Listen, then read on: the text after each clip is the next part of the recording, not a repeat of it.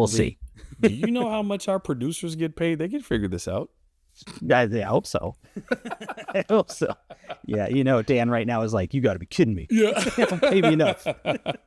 There's some truth to that. All right. Cool. All right. So you ready? I'm ready. All right.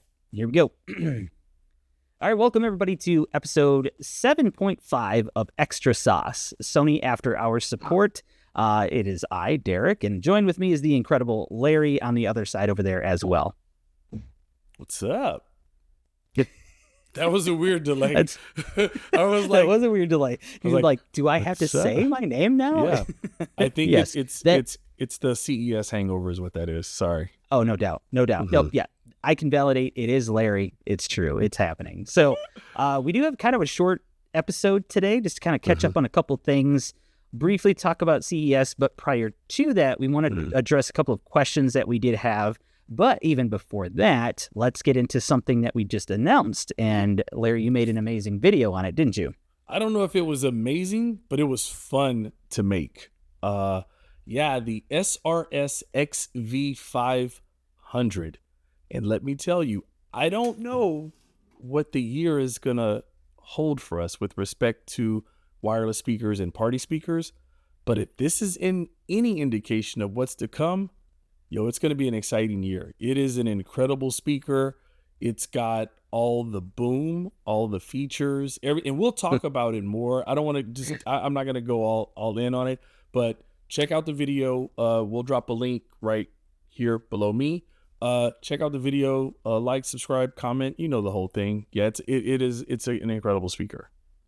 Yeah. Awesome. Oh, thank you for mentioning the like and the subscribe thing, because something we haven't been doing very much is legitimately, like, if you like what we're doing, please subscribe and please give us a like. It helps us a lot to let our bosses know that what we're doing is helpful to people out there. And please share it if you think it's useful as well. And make sure to join us on our lives, which are every month as well. This is kind of the filler in between where we're not, well, Larry and I are talking live, but we're not live right now online. But also know that Larry and I do check out the comments. So if you have any questions that you'd like us to address on the next live show, throw those in the comments here below, and we will hopefully address as many as we can in the next episode. Yeah. So if I can add something to that real quick, and also we've set up an email so that if there's anything that pops up that comes to your mind and you want quicker response or a direct one-on-one response, and maybe not in the public form of, YouTube comments, it's after hours support at Sony.com. We'll actually put that on screen as well. Yep. Yeah. And one of the questions we're going to address is from the email. So, which is pretty cool. Sweet. But we'll get to that. So we did also have another update that we alluded to on the live show as well for Makopi. And for those that don't know, it is actually a pretty, I guess, budget-friendly motion capture device. It's basically 6 sensors that you can wear and use it with an app, and you can create avatars and actually do some rudimentary, really effective motion capture for a pretty good price too. And Jeff did actually a really good video on that. So make sure to check that out. We'll also have a link in the description below on that. But very cool stuff. And we actually got to see some of how it's integrated with some of the other technologies that we do while we were at CES that we can probably touch on a little bit later as well. Yep, that's awesome. So now that said, now it's into the meat of what we have to talk about. And we want to address a question from Ali, and that was also kind of added to by another comment. I forget the name off the top of my head. But the question around using acoustic center sync with height channels on a receiver, right? So it gets a little interesting. So we had to do some digging because we had some thoughts on why that happens. But instead of just guessing, we wanted to try to find out as much as we could about it. So we actually just got off a call with a very, very intelligent person in the Sony world and gave us some good information. And this is a perfect time to share that. So I'm actually just got an email from something else about it. So I'll look at that real quick in a minute, but a little too late there, buddy. But we got some good info. Do you want to kind of start this one out, or do you want me to kind of jump into it? I'll set the framework up of it, Okay. And Sure. it's very interesting. So when we're talking about height channels on an AVR, you traditionally you have, let's see, you have front left, front right, and center channel, right? And then you'll have your rear left, rear right, and then oftentimes your surround, left, right. And then you'll have a height 1 and a height 2. That's basically the setup that's on the AZ5000, which I think specifically is the model we've been talking a lot about. Now, prioritizing those channels, and I'm just going to set this up for you, Derek. Prioritizing those channels, my big takeaway of our conversation was when you're setting up a system, whether you're building it from scratch or if you're integrating like pre-existing components, after you do LCR, which is left, right, center, your front, you work down the order of, how should I say this, channels most likely to be used within a theater system setup. And what ends up happening is height 2 is the last of those channels. And for that reason, if you're looking for flexibility or multi-purpose, because you got to keep in mind, acoustic center sync, which I guess maybe we should explain what that is for a second. Yeah. It's a signature feature that Sony AVRs and soundbars have with a unique relationship with our compatible Sony televisions that allows the TV to take the place of what would normally be the center channel, right? So because it is a different way of processing the audio and redirecting sort of the channel separation of or audio or whatever you're listening to, there are some concessions that have to be made if you're going to utilize that setup. And one of the things from a limitation of processing is not a limitation of it, but the challenges of processing all these multiple channels is that height 2. It becomes the sacrificed channel. So the issue that we're talking about, and hopefully, Derek, you can give some more details on it, is we're talking about when utilizing acoustic center sync, it disables or deactivates, if you will, the second height channel or height channel 2, because it takes those resources and applies it to acoustic center sync. So yes. Yeah. You kind of set it up really nicely. And when it was explained to me kind of why that is, it actually kind of made a lot of sense, because in essence, the question was like, why does it disable the height channel? Why can't you change it to other things? And to your point, receivers have X amount of processing power for channels, and you can't exceed that amount. So it kind of has to take away from one to create another. And even though the acoustic center sync doesn't use speaker terminals, it uses the 3.5 millimeter stereo cable, it's still utilizing the power of a channel of audio. And I was kind of explained, which made a lot of sense, is most height speakers, which we're assuming is like a front height type of setup, typically is designed to kind of lift your center channel, which is typically below the TV, to raise it up to give you more of that sound from screen, which is the idea of what acoustic center sync is. Right. So they're sort of redundant in order to have them both, because you have this, what's called the Haas effect, which can kind of simulate kind of the merging of these waveforms to set like a creation of a virtual speaker higher than the actual center speaker, which then makes it sound like this sound is coming from the screen. That's when you have those heights in the center channel. You're effectively doing the same thing when you do acoustic center sync, only the TV is just taking that data and just playing it directly rather than simulating it. So that's sort of why you have sort of that give and the take with those specifically. That's, we don't have all the details of some of these questions about like, what if I had rear heights or something like that, which is kind of, we're basing it on a front height situation where it's kind of redundant.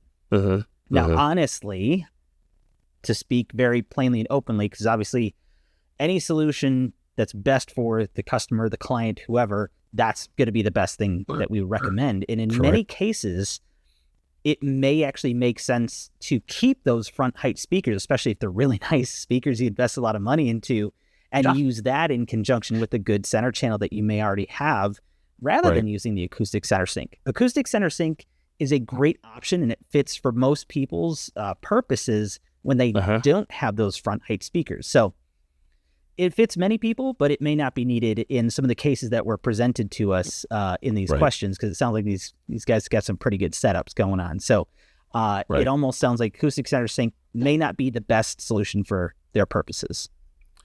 Right. You know what's interesting about that? No, you're 100% correct. And also, I was thinking about other ways it may or may not be important with respect to acoustic center sync for someone's solution. If you have a pre-wired configured theater room, living room, your bedroom, if you're fortunate, right? And you have 4 in-ceiling, speakers that you want to utilize as those height channels, then for you, it makes sense to elect a dedicated center channel versus acoustic center sync. You see, I think acoustic center sync should be treated as sort of a bonus feature, something that is unique that Sony has, not a this is the way you should do it and only do it kind of a situation. I think that that's the interesting thing. And one of the individuals, if I recall correctly, correct me if I'm wrong, that asked this question mentioned that they have an A95, I think. I'm trying to remember. In which K, I believe. Right. Which is, if you have a Master Series TV, which right now currently that's A95K from last year, Z9K, our 8K TV, and also A95L. We'll just talk about those 3 specifically. They have physical speaker terminals. So if you have the choice between connecting your AVR to your TV, if you want to lift up that audio, like Derek was describing, if you have the choice between acoustic center sync and using the physical speaker terminals and the dedicated center channel of the AVR, like that's the way to go. Like that's you do acoustic center sync when you can't do physical speaker connections, and that way you can preserve both height 1 and height 2 that way. Yeah. And I think you mentioned something that makes a lot of sense that sometimes gets missed in a lot of what Sony does. We make a lot of very cool features that aren't necessarily designed for everyone, but they're really designed for the person that needs that particular function. And sometimes we get a lot of questions about, why do you have this? Nobody uses it. Somebody does. And it's needed for some people in certain situations. And that's why we have some of those features, like, speak to chat is one of those things that with the headphones I have in LinkBuds S. It's not a feature that I use very often, but it's great in those moments when I need it. So it's just something to kind of think about as well. But I did think of something else regarding height channels, which I think was also semi-alluded to, but not exactly, because it sounded like on the second commenter, they had been doing some research online, and they talked about how some of the speakers can deactivate the height speakers. And I believe what they were looking at was the wireless RS5s. And the reason that throws people off is because, as I mentioned before, is that receivers will have X amount of channels that they can provide for. Right. And some people forget that the RS5s technically are 2-channel, because you have rears as well as rear heights built into one speaker. So essentially they are taking the place of 2 channels for those 2 speakers. So that's probably where that came from, because I know when the receivers first came out and we talked about the compatibility with the RS3s and RS5s as wireless rear options, that question definitely came up quite a bit. So that's a good point. But it kind of makes sense for the purpose of how those work, the AVRs and the limitations of channels, stuff like that. Right. For a moment, just and before we move on, let's celebrate the fact. Look at what we're talking about. We're talking about TVs that have a unique connection to soundbars and AVRs. We're talking about wireless components, whether it's the wireless rear or our wireless subs, that can connect to either soundbar or AVR. Like this is this creates a home theater ecosystem where the products are designed purposefully to work together in their unique fashion that can deliver that total solution and expand its feature set. Like, I think that that's amazing, and I don't ever want to take that for granted. I think it's pretty cool. Yeah, no, absolutely. It's a flexibility in the options. Good word. To find the right suit or setup for a particular person's needs. Which is awesome. Great way to put that. Yeah. So to get into the next question, which was a question that did come in through the email, and it's another question that we get quite often, is about simultaneous audio output from a TV. Definitely hear that a lot, especially for people who have some sort of hearing impairment or have hearing aids, where they want, like, I need it louder, but nobody else does in the house, or, you know, whatever the case is. And it gets really possibly very tense, I would expect. But there is a limitation of what the TV can do. And the TV will either put the audio output through the TV or through the optical. But in some, so you get to actually choose how that'll be. But if you do have a soundbar that does allow for this, which the Sony soundbars will, you can actually do some limited simultaneous output when you're connected with eARC or ARC, I think even, if you want to have that simultaneous output. So based on his particular situation, it actually did make sense where he's like, I think instead of having it super loud, he and his wife both want it louder by them, but not in the rest of the house. So they actually opted to get either dual, like a split Bluetooth pairing output for the optical, and then send Bluetooth to 2 sets of headphones, or just to Bluetooth to like a wireless speaker that they'll put right next to them. So definitely some creative ways to get around some of that challenge, but yeah, it's something that does come up quite often. Yeah, that's a good question. No, it is. And the great thing is, just for, I guess, for you all, Derek and I have had similar questions like that so frequently about multi-device connection and all these different unique use cases that in some engineering laboratory somewhere that they're probably not thought of, right? And we do communicate all those things. And that's why it's important for you all to comment and email and send us whatever your, you know, random stream of thought is about our products and things that you would like to see, because this is a unique opportunity for us to hear that from you all and pass that along that can help influence the future of our product development. So yeah, no, that's a good call out. So yeah, let us know in the comments really any of your thoughts about it. Larry and I will do our best to respond, but we do look at all of that, and we do pass on almost all of these ideas. Like, at the very least, they are heard, right? What happens beyond that is kind of beyond our control, but we definitely are committed to making sure that all that stuff gets passed on to the smarter folks that can maybe make those decisions. Yep, absolutely. 100%. Good stuff. Yeah, so then I know you had I didn't see this because I think this was sent to you directly. I think I'm not exactly sure.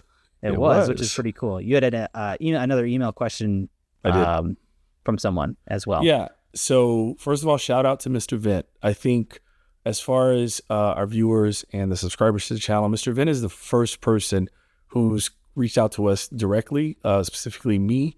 And it's been cool, this long-standing conversation he and I have been going back and forth on, dating back to, I think it's maybe September, October. Anyway. Oh, wow.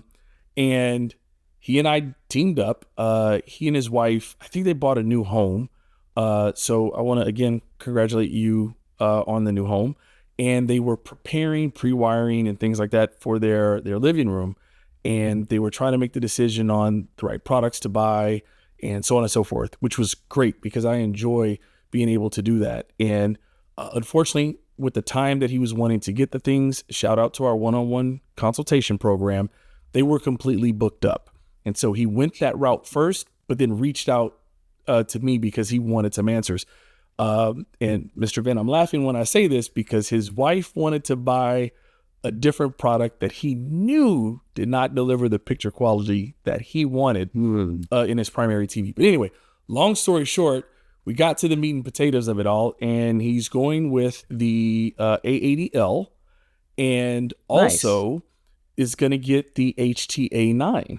So as just a huge fan of the A9, like I'm super excited about that. So because he's going to have this above his fireplace, the question he had was basically, if I can paraphrase it, he has about a little over 15 feet of distance between where his TV is going to be and where he can place the control box for the HTA9 system.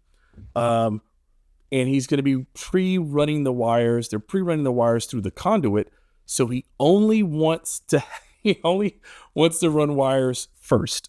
Okay. I mean, one time, forgive me. He says he has enough space in the conduit for 3 HDMI cables and 1 3.5 millimeter cable, which is designed for, ironically, based upon our topic of conversation, acoustic center sync. Okay. Yep. So just Mr. Vent, to answer your questions, your first question was, is 3 HDMI cables enough to pre-run? And what are some of the requirements that I need for an HDMI cable? What I will tell you is with HDMI cable, especially when you're talking about an AADL and then also an HDA9 system, you want to make sure it's a high-speed cable. You want to make sure that it's a cable that can support all of the HDMI 2.1 features that you may need, right? But most importantly, it's the eARC element of it to be able to get that full, rich sound, that three-dimensional audio experience that you're looking for in your primary viewing experience. Run all 3 HDMI cables, all high speed. You're looking for something that can deliver more than 48 gigabytes per second data transfer. I think that's the magic number. You want something at or above 48 gigabytes per second, depending on which brand you go with, which obviously at Sony, we can't endorse a specific one. Some have 8K specific HDMI cables that, of course, will take care of all your needs. But that's what you're looking for. So that's the first thing. The most important thing that I know you were asking was, what is the length of the acoustic center sync connecting cable that comes with the HTA9, and will it reach that 15 plus feet distance? Well, the answer is no, it doesn't. It's a little over 6 feet long. So now we have to look at a third-party solution. Just like I said with HDMI, I can't necessarily recommend one. What I can say is you're on the right track with the recommendations you put in the email. Okay. But for those that are wondering, it is a 3.5 millimeter jack. And let me hold this up so you guys can see this. I mean, get this way. What you want to make sure of is that it is a 2-band 3.5 plug. If it has 3 bands, not going to work. Okay. It has to be a 2-band setup. So this is actually the cable from my HTA9 that I wanted to show as an example. But as long as you have 2-band, and as long as it is a good size cable, because you're trying to travel a lot of data through a long run, you'll be in good shape. So, Mr. Vent, congratulations on the AADL and the HTA9. Take a look at high-speed HDMI cables. Please run all 3. As they're running all 3, you want to make sure that you can designate which one is going to be your eARC cable. So when they run those cables, on one side, do like a little marker at the fireplace, and then also another marker on the cable where it is going to connect to your control box, because that cable, for those that don't know, will need to go in HDMI 3 so that it can support eARC for the system. So I think I got you covered, Mr. Vent. Yeah, I would add one thing. I could be wrong, because I haven't been looking into cables in a while. I kind of need to get caught up when it comes to HDMI cables. But I think the 48 gigabits per second is designated as an ultra high speed cable, versus our previous high speed cables, which handled 4K. The newer gen will have more capacity for doing 8K potentially, which I know in that case isn't going to matter, but also 4K 120. Yes. If you're taking advantage of that with a gaming console or something like that. So yep, that can make a difference perfect as well. No, yeah, thank you for clarifying that. Yeah, absolutely. Absolutely. I'll take every opportunity I can to one-up you if I can. That's my guy. Don't get there very often, so I'll take it. But speaking of a lot of things, we actually, as I thought, we went longer than we expected to. Right. And I have to jump for a call. So we're going to do a little time snap here. Okay. And we'll reconnect, and we're going to talk about CES. And obviously for the viewers, it'll be like in 2 seconds or less. So we're going to switch over right now. So we are back. It was a little bit longer of a delay than we thought, but for you, it was just seconds. So let's just get right into it. And we're going to talk a little bit about CES. And CES, we have a different presence there as Sony than most of the other competitors where we are in terms of consumer products. But we often get that question as to where is all that stuff? Where are the TVs? Where are the headphones? Where is all this stuff? So I know you have a very good explanation for that, Larry. So I'll let you take that. Yeah, and I'll be super brief with this because it is a popular question and everyone wants to know. Well, CES, or the Consumer Electronics Show, has traditionally for Sony been something where we do showcase what to expect in the year with all of our products. Now we do show some products there, but really what we're showing is innovation. And I think uniquely, something that Sony can say that others can't say is our consumers are the industry, right? So what we showcase is where we're headed with technology, so that those individuals from other brands and other manufacturers and other different companies in different aspects or categories can come see what they can be expecting in the future. And once you have an idea of what to expect, then that technology finds its way into some of the everyday products that we enjoy every single day. In short, just as a small example, several years ago, we introduced a compression format, I guess you will, to be able to deliver 4K video content and 3D audio over the internet with someone only needing 25 megabytes per second of data connection. Like, that's just simple and to be expected at this point. But back then at that keynote speech with Sony and Netflix, it was revolutionary, which has given way to all the other streaming platforms to be able to deliver that on all TV sets. So it's all about innovation and showcasing that. Yeah, it definitely feels different, but we have all these separate events for product releases and announcements and things like that. But you're absolutely right. CES has become more of what are we doing for the industry as a whole that then at the end we as consumers get to enjoy the benefits of. Right.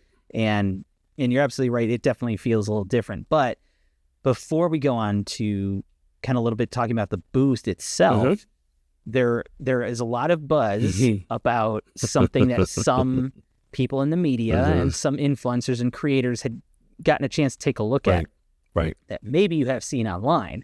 Now, it was about a prototype display, so you can go ahead and check out those videos, but let us know in the comments kind of what you think about that. But yeah, we will have some very cool stuff coming up in the future going forward. So make sure you stay with us, stay subscribed, like, share, all that good stuff. And when we can, Larry and I will absolutely share information on whatever it is, because there's a lot of things we don't know. Right. And there's a lot of things we do know that we have to wait to share. And we will, because we want to keep our jobs. I know you skate that line, Larry, but I do not. No, I got you, dude. If you can, I know you can't see my face. It's taking every muscle in my face to just be quiet. So I'll just be quiet because I love my job. I'm good. Good job. Good job. That's fair. That's fair. So to kind of talk a little bit more about some of the industry stuff and what we had at the booth, I want to highlight two specifically because they do kind of more directly affect more of the consumer products when you think about, TVs and audio and headphones and things like that. This specifically will be in the TV realm, or really in the audio world too, I guess, in the end. We introduced Torchlight as a new member of the Sony family, and absolutely amazing group of people. They had a lot of great personality in that booth, specifically from the Torchlight team, and they were just awesome to learn from. But to give a very Cliff Notes version of what they did, and just before I forget, there will be links in the description below for the shorts that we filmed for all of the booth. So it'll give you all sorts of very cool things to check out, and leave some comments on those of what you think about those as well. But Torchlight is sort of revolutionizing the way filmmakers can make their content. And I never really thought about it this way, but pre-visualization and pre-production is extremely important and can be a very expensive part of making content. And what you can do, even if you have a project that isn't approved or greenlit, you could go to Torchlight and share your idea. They can create in Unreal Engine a one-to-one representation virtually of an actual location in the world. So if you wanted to film in a specific location near Los Angeles, which is what they actually showed in their demonstration, they actually created an 8 square kilometer section of Los Angeles in Unreal Engine, before they even went and took the actual real photos, and they put in a virtual car that replicated what the actual car was going to be. So they could have a filmmaker go into their studio and explore this entire space however they want with a kind of a fake camera where you actually see as if you're there with that camera. And you can change the lens and the angle. You can even have them change the time of day, which is just mind-boggling. Right. So that way you can really save a lot of time in the pre-production process and the planning and make sure it's right, and saving all that money versus spending all this money to go out there and scout the location, do these tests to find out something didn't work and waste all that time and money. So very, very cool concepts. And it goes way beyond that, but we don't have all the time to go into it, but make sure you check out Torchlight. Very cool stuff. But it goes beyond that. And this is sort of the first step into, we talk a lot about that lens to living room kind of vibe with Sony's connection to the industry and the creation of content. How do we facilitate their dreams and making it easier to make the amazing content that we get to enjoy while also keeping in mind, okay, if this is what they want, how do we deliver it into the home? Right. So that's kind of the very unique thing that no one else can do in the industry but Sony, which is a big deal. Sorry, that went off into a little bit more of more personal tangent, I guess you could say. But the other part I briefly want to touch on is the virtual production. And we actually had a 1955 Ford Thunderbird on display next to a C-Series, second-gen C-Series C-LED, Sony C-LED, as well as the new Verona C-LED, which is more designed for virtual production because we knew there were some opportunities that filmmakers wanted to improve on, and we made it happen for them. So we really have that deep-rooted connection to what these filmmakers want and what their vision is in creating content. We want to deliver that to a customer's home. Right. It's interesting, Derek, that, and I won't go long just because we were just talking about TVs or technology, and then you're talking about all this industry stuff. It's very interesting. Had a conversation earlier today with a group of people, and we talked about different picture modes on TVs, right? It's cinema mode for this and filmmaker mode and all that. And I kind of tongue-in-cheek said this. It's like when a TV manufacturer wants to do or create their filmmaker mode, they're actually calling the filmmakers that call us before they make the film.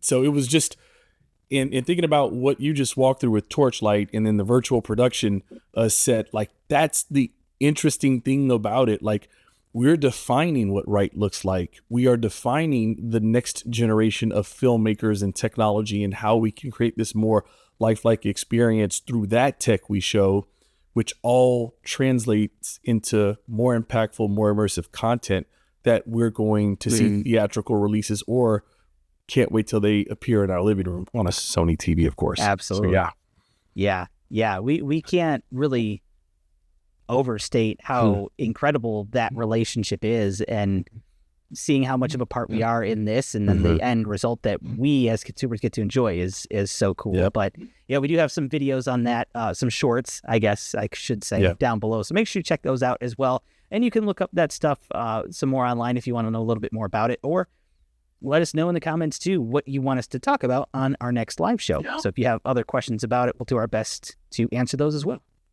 But that's pretty much it. That kind of wraps up what we're talking about. I do want to just add again, please like and share and comment and let us know how you think Larry and I are doing. We do really love doing this, and it goes a really long way to show our bosses that people like to see what we're doing, because we want to keep doing it. So we will aim to do that, but that definitely does help, and we appreciate it. Yeah, absolutely. So that's pretty much what I got, Larry. That's it. Anything you got to wrap up with? I wish. I just echoing everything you said, and I cannot wait till our next Sony After Hour support show next month. So yeah, that's it. Yep, it's coming up. We'll have some sort of a teaser thing or something just to kind of let you know the date and the time, and make sure you join us. But again, throw some comments in here. We'll answer them either in the comments, or we might even answer them. Probably heard my daughter. That's okay. Probably do something in the live next month as well. But that's what I got, and we'll see you guys next time. Thanks for joining us, and be well. Yep. See ya. See ya.